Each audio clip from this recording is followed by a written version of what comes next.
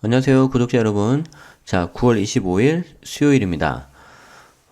벌써 9월 달이 거의 막 다 이제 끝난 것 같아요. 특히 직장인 분들은 오늘이 대부분 월급날이신 분들이 많죠. 월급날이면 거의 그냥 그날 끝나는 거잖아요.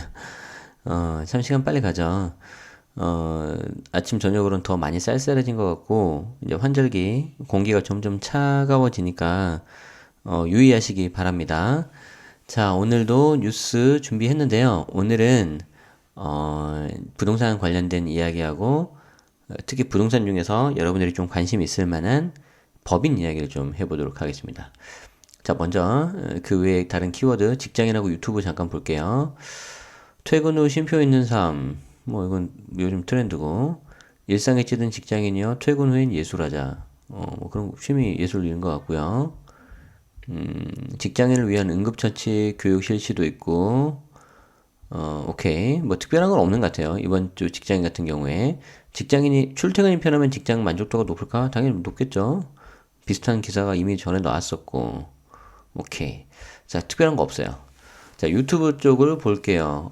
이슈톡. 유튜브 실험 따라하다가 중국 10대 여학생이 사망했대요. 참 안타깝습니다.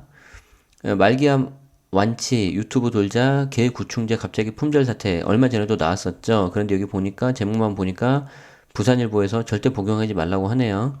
그래서 뭐 제가 내용은까지는 안 보고요. 좀 조심하자. 검증된 걸로 좀 하자. 유튜브 2.0 준비. 유튜브가 좀 변화가 있을 것 같은데 별로 중요한 게 아니라서 패스. 현아 씨도 개인 유튜브 채널 오픈하고 싶대요. 팬분들은 보시면 좋겠고요. 모모랜드도 보시면 좋겠고. 와, 오케이. 이 중에서 요거 하나 잠깐 볼게요. 교사 86% 유튜브 운영 찬성이다. 재능 기부로 동료들에게 도움된다. 자, 이거 잠깐 보겠습니다. 자, 아이스크림 미디어라는 곳에서 현직 초등학교 고사 2228명을 대상으로 설문조사를 한 건데 잠깐 볼게요. 이게 비단 교사뿐만 아니라 여러분들 같은 직장인들도 좀 해당이 될 것 같으세요. 자, 유명한 교사 유튜버가 있는데 이들에게 가장 궁금한 게 뭔가요?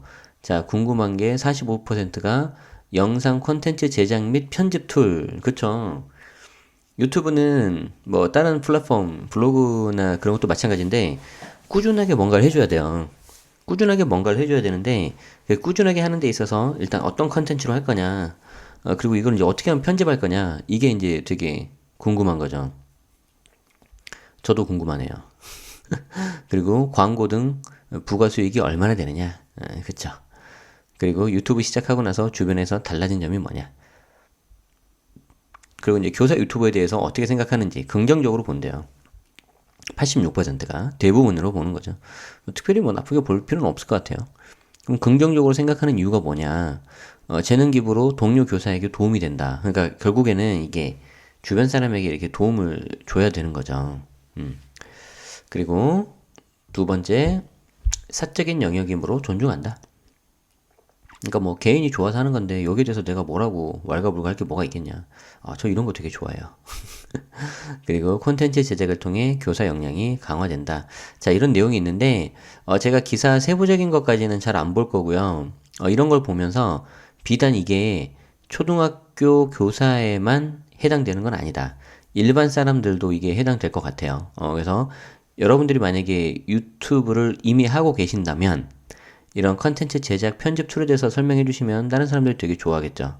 저도 기회가 되면 한번 말씀드려보겠습니다. 근데 제 거는 되게 단순하잖아요. 그래서 이것도 궁금해 하실까 싶긴 해요. 저는 그냥 되게 간순하고 정말 편집 하나 안 드리고 그냥 하죠. 그래야 꾸준히 할 수가 있거든요. 그런데 계속 이렇게 하는 거는 좀 밋밋하고 좀 지루한 면도 있어서 이제 다른 부분은 이제 좀 제가 맡기려고 해요, 이제. 저도 시간이 도저히 안 나서. 그리고 이제 부가수익 뭐 구독자 몇 명 뭐 이렇게 광고 수익 뭐 솔직히 말씀드립니다. 무슨 그런 영상이 한때 되게 유행했었잖아요. 그쵸? 그래서 이런 내용이고 그래서 이런 부분을 통해서 결국에는 이런 플랫폼을 운영하시는 분들은 남들에게 뭔가 도움을 줘야 돼요. 도움을 실질적인 도움. 이게 되게 좀 실용적인 내용으로 좀 가야 된다. 그래서 저도 추구하는 바가 당장 써먹을 수 있는 거 그런 거기 때문에 계속해서 저도 더 노력을 해보려고 합니다.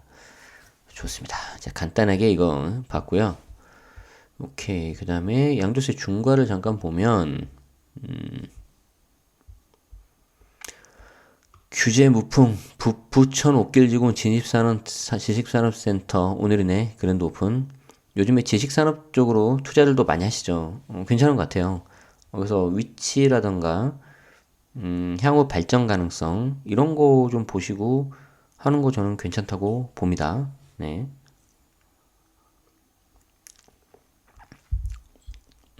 부천이 신축에 이어서 이제 지산까지 좀 그러려나? 물론 이제 이 글 자체는 이제 광고성 글인데 한번 생각해 볼 수 있는 거죠. 자, 갈 곳 잃은 자금, 성남, 광명 등 수도권 재개발로 몰린다. 이거 기사 이따 잠깐 볼 거고요. 용인 타운하우스 이건 그냥 광고죠. 오케이. 자, 이거 잠깐 보겠습니다. 자, 갈 곳 잃은 자금, 성남, 광명 등 수도권 재개발로 몰린다. 자, 재개발이에요, 재개발. 일단 기사가 뻔하긴 한데 또 이게 그 처음 보시는 분들도 계실 테고 좀 이제 이런 것도 내가 잘 몰랐다. 그래서 그런 분들을 위해서 한번 이렇게 보도록 하겠습니다. 자, 성남 분양권 시세 수직 상승, 신흥 2구역 주택 프리미엄 3억, 와. 광명도 재개발 프리미엄 2억, 와. 재개발 이쪽으로는 광명이 인기가 좋았었고 한때 이제 좀 안 좋은 적도 있었지만 계속해서 광명은 호재도 많고 교통도 나쁘지 않고 괜찮은 것 같고요.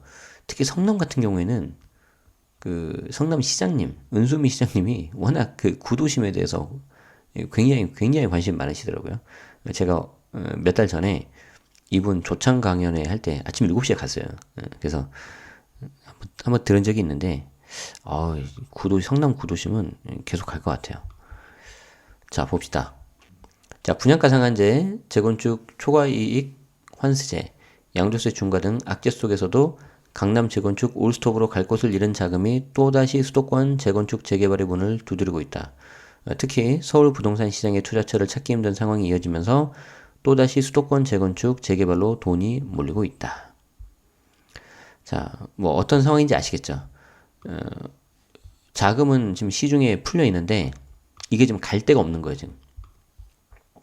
자, 과거 강남 재건축 사업이 활발히 진행될 시기에는 자금력이 있는 현금 부자들이 강남 지역 위주로 투자를 진행했는데 최근에 재건축 규제 강화하면서 분양가 상한제 같은 거 재건축 사업 자체가 이제 틀어막히자 현금 부자들이 성남이나 광명, 노량진 재개발 단지에도 기웃거리고 있는 상황이다. 그러니까 이 현금이 많이 있으신 분들은 왜 계속 이걸 이렇게 투자를 하려고 하는 걸까요? 뭐 이거를 이제 뭐 언론에서는 투기다 뭐 이래서 막 그렇게 하는 경우도 있는데 물론 일부는 묻지마 투자, 투기 뭐 그런 것도 있을 수 있겠지만 잘 생각을 해보세요. 돈이라는 거는 화폐라는 거는 내가 1억을 가지고 있는데 그 1억의 돈 가치가 시간이 지날수록 떨어질까요? 올라갈까요?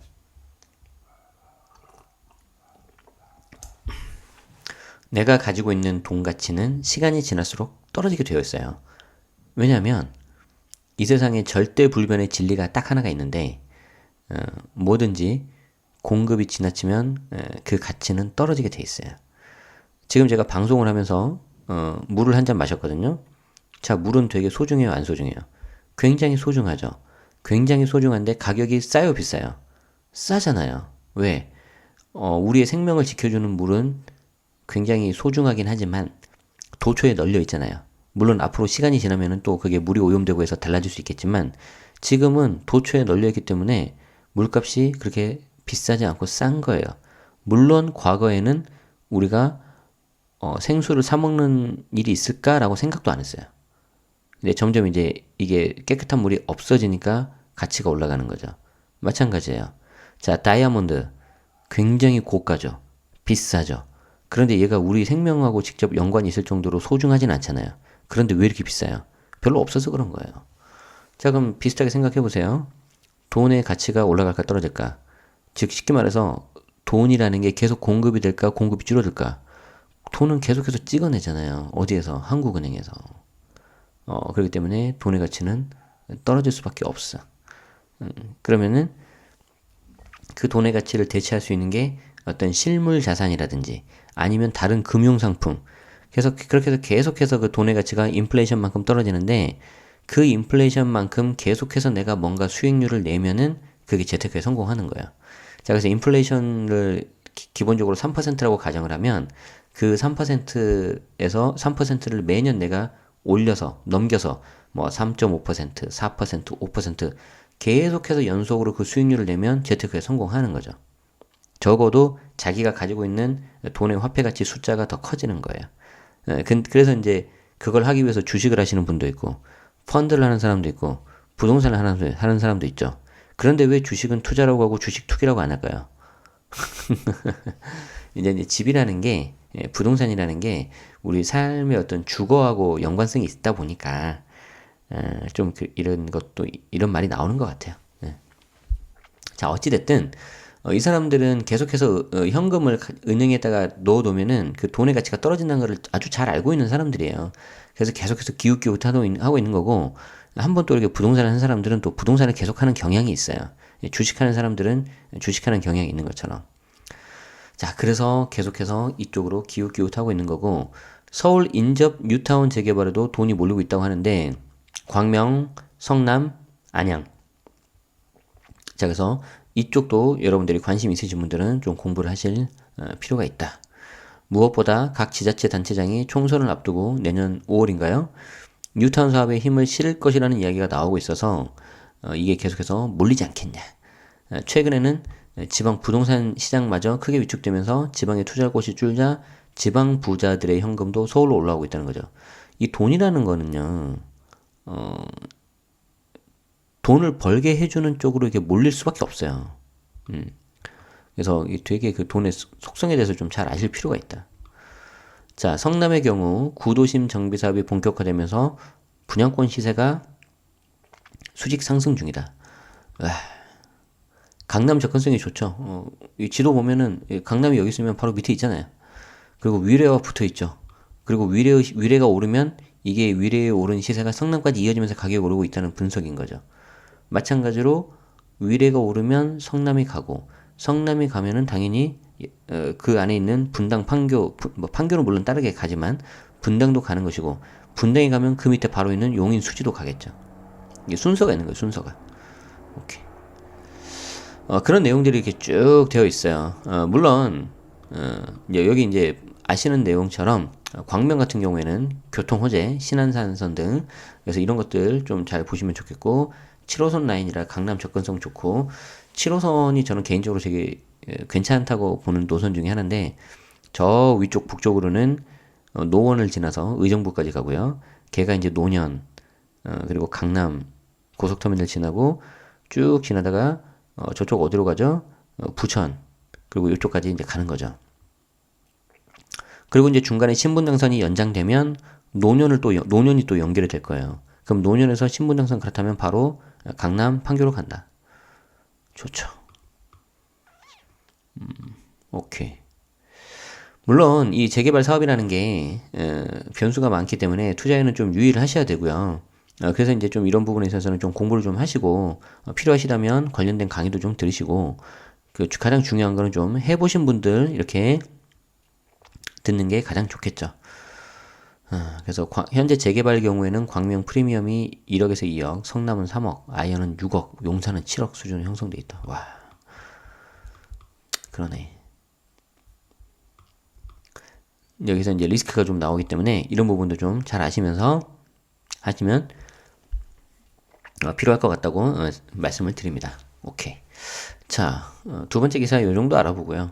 그래서 분위기가 이렇다. 재개발 투자를 제가 권하는 게 아니라 분위기가 이렇다. 이거를 좀 여러분들이 아셔야 되는 거죠. 자, 양도소득세 쪽을 봤더니 증권거래세 폐지, 증권거래세 논의 없다. 양도소득세에 초점 맞춘 기재부 연구 영역. 그러니까 증권거래세를 좀 폐지를 하고 이걸 이제 양도세로 이제 대체하자. 걱정하지 마세요. 부동산이 아니라 그 주식. 그런 이야기가 이게 좀 있었는데 이런 내용이 좀 없어지는 것 같고요. 계속 그 이야기가 나오네요. 자, 여기서 이제 제가 오늘 메인으로 다뤄드릴 기사는 요거예요. 자, 부동산 임대 법인으로 할 것인가 아니면 또 다른 절세 전략은 무엇인가? 요거 이제 보도록 하겠습니다. 그 외 나머지는 기사 제목만 잠깐 보도록 하죠. 부동산 이거 또 나오죠. 그래서 요 기사 메인으로 볼 거고요.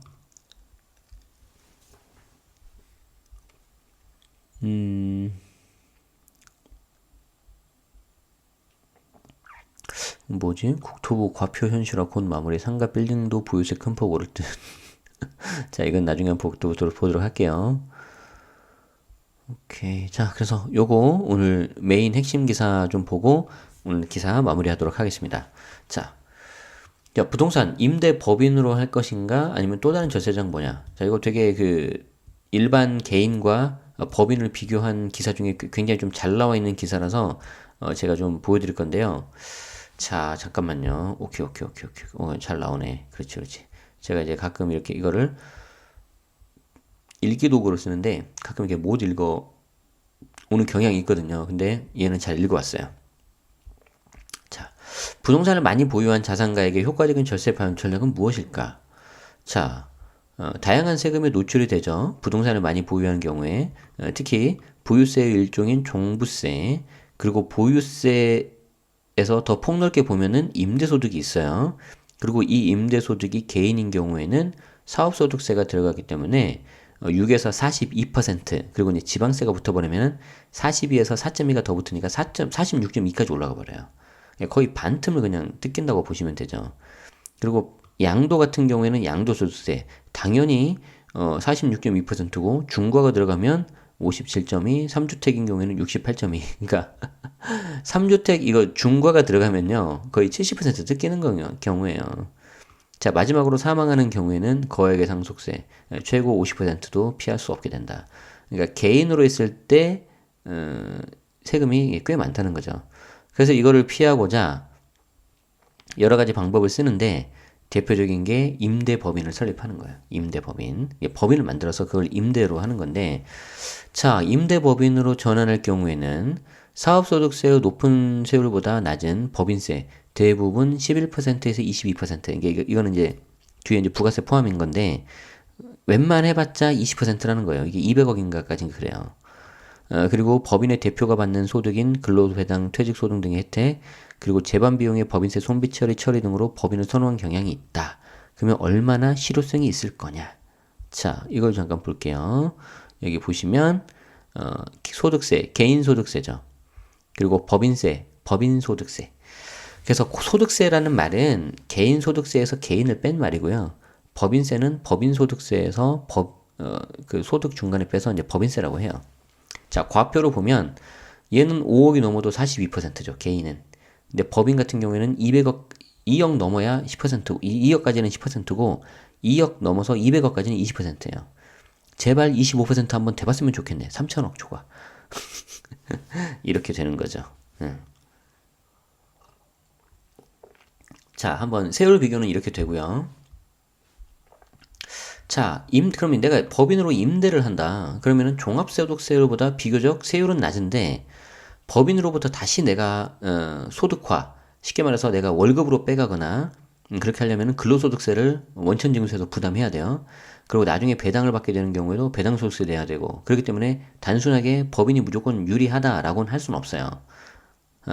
하지만 이걸 이제 그리고 여기에다가 양도하는 경우, 주택을 양도하는 경우, 그리고 나중에 상속할 경우까지 펜달을 해보면은 이게 좀 더 유리할 수가 있는 거죠. 자, 일단 봅시다. 자, 개인 회사 대 법인 회사 회계 처리 비교를 해볼 건데 회계 처리라는 거는 쉽게 말해서 그냥 그 비용 처리 뭐 그리고 입금 처리 뭐 이런 거 좀 생각하시면 돼요. 이거 또 설명드리려면 한참 걸리니까. 자, 그래서 이렇게 하는 거죠. 갑자기 번쩍 드는 생각인데 제가 그래도 경영학과거든요. 그리고 제가 회계사 준비도 했었단 말이에요. 뭐 기본적인 회계 처리도 알려드릴까요? 원하시면 댓글 주세요. 별로 없으면 안 하고. 자, 여기 보시면 개인 회사, 그러니까 개인으로 했을 때 회사가 있고요. 이건 이제 사업자겠죠, 사업자. 그리고 이제 쉽게 말해서 이거 자영업으로 보시면 돼요. 내가 커피숍을 하는데 개인 명의로 그냥 개인 사업자로 했다 했을 때 보시면 되고요. 내가 커피숍을 하는데 이걸 법인으로 해서 이걸 해보겠다라고 보시면 돼요. 자, 봅시다. 일단 개인 회사는 CEO, 그러니까 대표죠. 사장님을에 대해서 내가 월급을 줄 때 이 비용이 인정이 안 돼요. 근데 법인인 경우에는 비용 인정이 된다. 자, 그리고 퇴직금에 충당금 하는 경우에도 이때는 그 직원들은 되지만 사장님은 안 돼요. 어차피 이거 개인 회사 자영업하고 개인하고 똑같다고 보는 거거든요. 그런데 법인은 달라요. 법인명은 법인이고 개인 대표는 개인 대표 따로따로 보기 때문에 비용 인정도 되고 CEO도 퇴직금 지급이 가능한 거죠. 자, 대손 충당금이라고 있어요. 대손 충당금은 쉽게 말해서 떼인 돈, 손해본 돈이에요. 사업 관련 채권만 설정 대상인데 얘는 매출 채권, 미수금, 기업회계 기준산, 대손 충당권 설정 대상 채권은 모두 다 들어갈 수 있어요. 쉽게 말해서 내가 손실을 더 많이 처리할 수 있다는 거예요. 자, 접대비 이거 시부인 계산이 있는데 사업장 단위로 한도를 했기 때문에 내가 사업장이 커피숍을 내가 두 개라는데 하나는 강북에 있고 하나는 강남에 있다. 그러면은 강남의 접대비는 강남에서만, 강북의 접대비는 강북에서만. 그런데 이거 법인에서 하면은 법인 단위로 할 수도 있다. 고정자산 처분 손익에 있어서는 입금 불산입, 송금 불산입이라고 그러는데 야 이거 갑자기 나오면 안 되지. 이렇게 좀 어려움을 나오면 이거는 이제 법인에서 좀 쓰는 말인데 회사에서 쓰는 말인데 입금 불산입, 그러니까 입금이라는 거는 플러스고요. 송금이라는 거는 마이너스예요.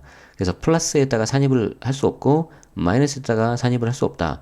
그래서 고정자산을 처분하더라도 이게 비용 처리가 쉽게 말해서 안 된다는 건데 법인 회사에서는 입금 또는 송금 산입할 수 있다는 거예요. 그래서 플러스가 되면 입금, 마이너스가 되면 송금. 벌써 잠깐 머리가 아파오죠. 그러니까 법인은 함부로 하는 게 아니에요. 좀 알고 하셔야 되는 거예요. CEO 자금 임의 인출 당연하죠. 아까 말씀드린 것처럼 개인 대표나 이 회사 자체나 같다고 보기 때문에. 하지만 법인은 그렇게 하면 큰일 난다. 그래서 업무부관 가지급금 돼가지고 인정이자 입금 산입되고 지급이자 송금 불산입 돼가지고 이거 대표자 상여 처리해버려요. 미안해요. 지금 저 혼자 약간 신나서 떠든 것 같아요. 왜냐면 예전에 공부하는 데가 생각이 나서. 그래서 이제 제가 되게 짧게 한두 줄로 말씀드렸는데 되게 많은 내용이 함축되어 있는데 좀 쉽게 말씀드리자면은 이 법인 돈은 법인 돈이고 개인 대표는 개인 대표이기 때문에 법인 돈에서 개인 대표에게 함부로 가면 안 된다는 거고요. 이게 함부로 가면 이 법인이 개인 대표에게 업무와 무관하게 가지급을 지급했다라고 보는 거예요. 그러면 거기에 대해서 이자가 발생해야 되겠죠. 법인 입장에서 이자 받고 줘야 될 거 아니에요. 쉽게 말해서. 그래서 거기에 대해서 이자 들어오면은 이 법인의 소득으로 잡히고요. 그리고 거기에 관련된 지급이자 되면 이거 송금 불산입 해가지고 이거 회계 처리를 해줘야 된다는 거예요. 어렵죠. 자, 그래서 공부할 게 많아요. 자, 그래서 일반적으로 대주주가 법인의 주식을 양도하는 경우 최고 27.5%의 양도세 부과하게 되는데 이는 개인이 임대사업을 하며 양도하는 경우에 46.2%보다는 낮다. 그래서 법인에서의 주식 양도가 더 효과적인 것으로 판단이 된다. 자, 그래서 이제 개인회사 대 법인회사 운영 비교를 한번 해봅시다.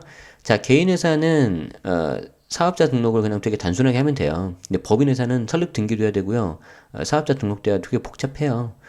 책임은 거의 무한대죠, 무한대. 그래서 이런 거 하다가 갑자기 이제 부도가 나면 큰일 나는 건데 법인은 보통 주식회사, 뭐 유한회사, 한명회사, 합자회사 이렇게 네 개가 있는데 주식회사 같은 경우에 이렇게 하면 그 해당 거만 하면 그 이렇게 그 한도가 있게 책임만 지면 되고요. 한명회사, 합자회사 이렇게 무한대로 한 명만 무한이었나? 아무튼 저 잠깐 헷갈리는데 특별하게 내가 무한대로 질 회사를 설립하지 않는 한 그 한도가 유한이기 때문에 너무 걱정 안 하셔도 된다. 대부분 주식회사 여기에 해당될 거예요. 그래서 개인회사는 창업비용이 상대적으로 좀 작고 법인은 좀 상대적으로 큰데 법인도 요즘에 좀 1인 기업 작게 할 수 있어요. 그리고 이제 활동상 제약 없고 여기는 제약이 있죠. 상법의 적용을 즉각적으로 받는 거예요. 자본 조달 좀 제한도 있고 이쪽은 용이하고 그래서 법인은 어떻게 해서는 자기의 사업을 키워서 여기에 대해서 투자를 받는 게 중요합니다. 그래서 제가 설립한 MJ원에 투자를 원하시는 분들은 저에게 연락을 주시면 감사하겠습니다. 그리고 이제 세금 부담은 7단계 누진과세로 최고 46.2% 가는 거고요. 양도소득세에 있어서는 여기에 중과가 들어가면 아까 보셨죠? 68.6%까지 가버리는 거죠. 그런데 법인 같은 경우에는 4단계 누진과세가 되고 최고 가봤자 27.5%밖에 없는 거죠. 오케이. 자, 계속기업 같은 경우에는 상대적 영속성이 법인 쪽에 있고요. 가업승계도 법인이 좀 더 나아요. 자, 그리고요. 지금 보시면은 잠시만요. 오케이. 자, 그리고 이제 여기 CEO 소득은 개인 같은 경우에는 사업소득이고요. 법인 같은 경우에는 근로소득, 퇴직소득, 배당소득 이런 식으로 오게 돼 있다. 오케이. 자, 근데 이제 조심하셔야 되는 게 부동산 과다법인 자산의 50%가 넘는 게 이제 부동산인 경우를 이제 부동산 과다법인이라고 하는데 이때는 세율이 달라진다는 거예요. 개인이 양도하는 것과 같은 46.2%의 세율을 적용하기 때문이라는 거죠. 그래서 대부분의 임대법인 같은 경우에는 부동산 과다법인의 대상에서 빠져나올 수 없기 때문에 최고 세율을 부담해야 된다. 그리고 여기 한술 더 떠서 개인은 장기보유 특별공제가 있죠. 양도차익의 최대 30%, 뭐 비과세 같은 경우에는 장특공 80%. 근데 법인인 경우에는 양도소득세라는 개념이 없기 때문에 장특공이 없어요.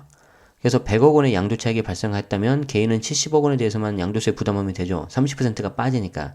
그런데 법인은 그렇지 않고 100억 전체에 대해서 세금을 부담하는데 이때 이제 각사업연도 소득으로 해가지고 나갈 거예요. 그래서 법인으로서의 절세 효과는 사라지는 거예요. 또한 법인으로 상속하는 경우에는 비상장 주식가치 평가로 인해서 거액의 상속세를 부담할 수도 있어요. 그러니까 대부분은 여러분들이 법인을 운영하실 때 이걸 상장하는 경우는 좀 많이 없을 수 있잖아요. 개인이 하는 거다 보니까 그 경우에는 비상장 주식가치 평가를 해야 되기 때문에 이게 좀 높아요. 그래서 거액의 상속세를 부담할 수도 있어요. 그러므로 성급하게 당장의 세율만 보고 임대법인으로 전환하거나 설립하는 게 효과적인 대안이 아닐 수 있는 거죠. 그래서 양도와 상속을 고려할 경우에는 오히려 개인보다 더 많은 세금을 부담할 수가 있다. 그래서 늘 말씀드리지만 이 법인을 통해서 뭔가 여러분의 사업을 만들고 수익을 만들 생각을 하셔야 돼요. 임대법인이 보유한 부동산의 가치가 지속적으로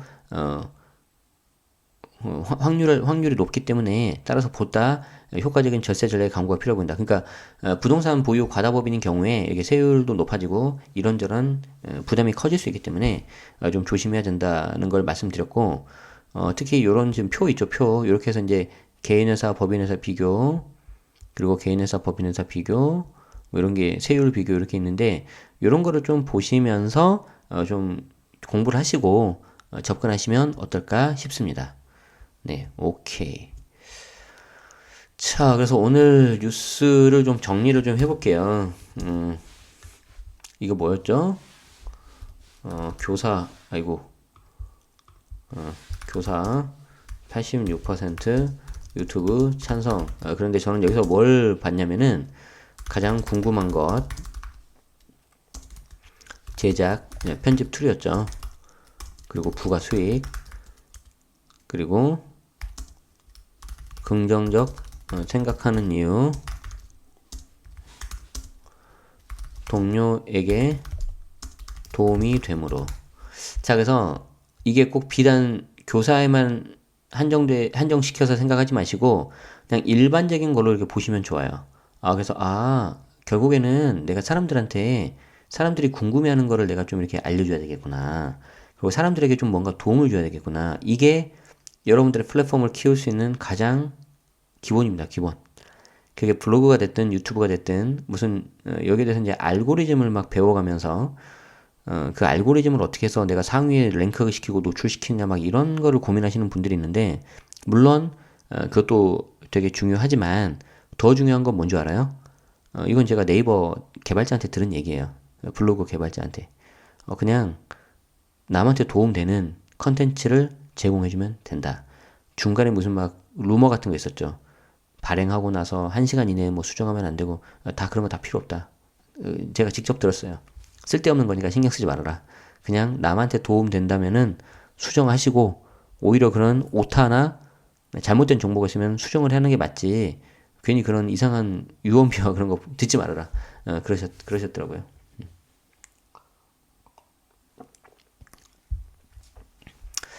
자, 두 번째 볼게요. 자, 성남, 광명 등 수도권 재개발 핫하다. 자, 결국에는 시중 유동자금이 풍부하다는 의미거든요. 그래서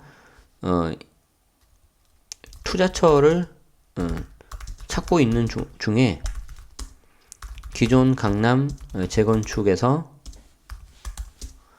수도권 인근 재개발로 지금 옮겨가는 듯한 이런 모양새를 가지고 있는 거죠. 그래서 특히 어디 쪽이냐면 수도권 이제 서울하고 접해 있는 어떤 성남 그리고 안양, 광명 이렇게 나오고 있는 거죠. 여기 이제 보시는 것처럼 꽤 이제 많이 프리미엄이 이제 붙었는데 여기 있죠. 광명은 1, 2억, 성남 3억, 아현 6억, 용산 7억. 이미 이렇게 기사가 나올 정도면은 시장은 더 빠를 거예요. 그래서 그 부분은 감안하시고 하시되 재개발 진행에 따른 점은 유의하시길 말씀드립니다. 그래서 이런 것들은 좀 보시면서 하셔야 될 것 같습니다.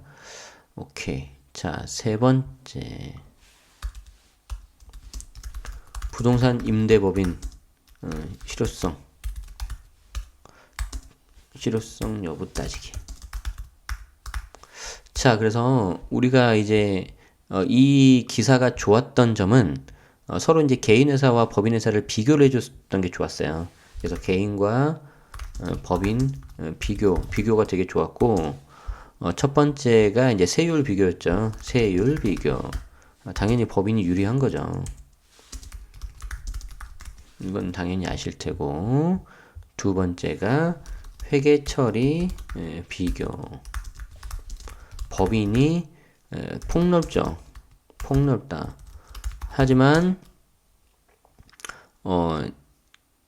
법인에 있는 돈을 밖으로 빼갈 때는 전부 다 과세 잡히고 여기에 대한 것도 다 소득으로 개인에 대한 그 대표자 이쪽으로 잡혀버리기 때문에 조심해야 된다.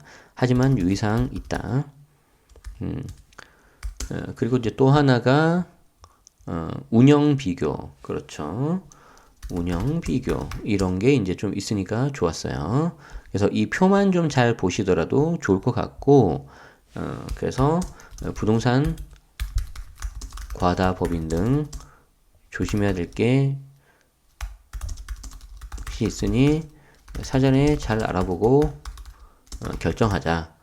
그리고 저는 법인이라면 자체 수익 모델이 반드시 있어야 한다고 봅니다. 저는. 자, 그래서 이렇게 세 개의 기사를 좀 봤고요. 서머리 한 것만 살짝 이렇게 보여드릴게요. 자, 첫 번째 기사가 요거였고요. 저는 링크를 좀 달겠습니다. 자, 또 이거 작업을 이따 해야 되기 때문에 지금 제가 이렇게 하고 있는 게 저의 어떤 워크플로우예요. 자, 성남, 광명 등 수도권 재개발 핫하다. 이렇게 했고요. 이거 다 지금 에버노트로 하고 있는 거죠. 에버노트 하면은 제가 어디에서든지 할 수가 있는 거죠. 자, 세 번째 임대법인 실효성 따지기. 요거는 조금 글이 넓으니까 좀 더 넓힐까요?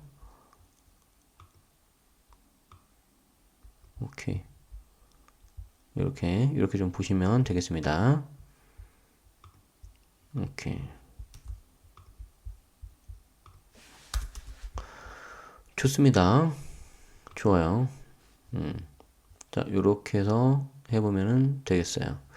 자, 이렇게 해서 오늘 세 가지 기사 알아봤고요. 또 시간이 또 꽤 갔네요. 요 정도가 좀 적당한 것 같습니다. 그래서 도움되는 기사 제가 최대한 많이 알려드리고 싶은 것도 있지만, 너무 또 많으면 또 집중도 안 되고, 그렇기 때문에 제가 세 개 임팩트 있게 이렇게 해서 알려드릴 테니까 잘 좀 소화하시고요. 사실 저는 그냥 제가 좋아서 하지만 이거를 정말 계속해서 하루도 안 빠지고 들으신 분들도 있으실 텐데 힘드실 수도 있어요.